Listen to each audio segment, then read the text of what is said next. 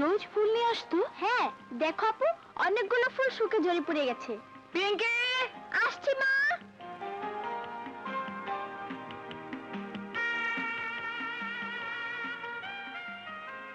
আমি বলেছিলাম রজনীগন্ধা আমার প্রিয় ফুল, আমার সে কথাটা মনে রেখেছে।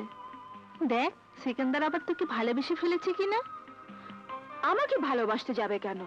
আমি তো কখনো তাকে ভালোবাসার কথা বলিনি। তবু তুই ওকে যা সেবা যত্ন করেছিস তাতে তোর প্রেমে পড়া স্বাভাবিক।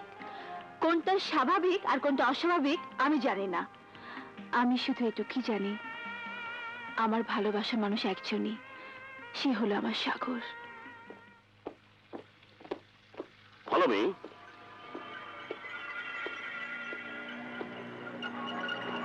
এসো, এটাই আমার সমস্ত ব্যবসার কেন্দ্রবিন্দু।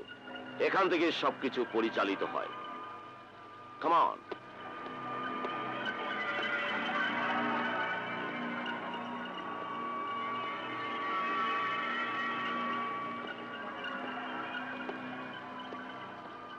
বিদেশ থেকে যে সমস্ত মাল আসে এবং যায় সবই এখানে মজুদ থাকে।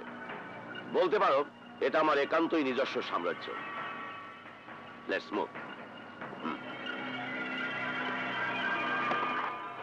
এসো, সবই তো দেখলে, এবার বলো তোমার কাছে কেমন লাগলো? ভালো। বসো। কিন্তু ওরা সব কারা? কাদের কথা বলছো? ওই যে দেখলাম অস্ত্র হাতে লোকজন সব দাঁড়িয়ে আছে। সিকিউরিটি, আমার গোডাউনের সিকিউরিটি গার্ড। Security guard? হ্যাঁ, তুমি তো বিদেশে ছিলে।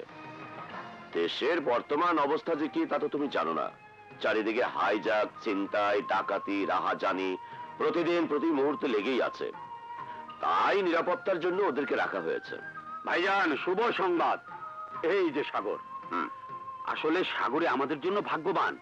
সাগর অফিসে পা রাখতে না রাখতে স্কুলের জায়গাটা ডিগ্রি পেয়ে গেলাম। গুড। এতদিনে তুমি আমাকে একটা খুশির সংবাদ শোনাতে পারলে।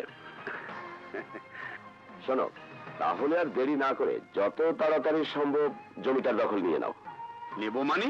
অবশ্যই নেব। সাগরকেও সঙ্গে নিয়ে যাব। আমি আবার কেন? ইয়ে আপন কা স্টাইল হয়, তোমাকে আমার সঙ্গে যেতে হবে।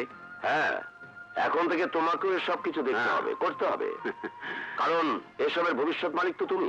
ইয়েস ভাইজান, আর আমি সেভাবেই সাগরকে তৈরি করতে চাই।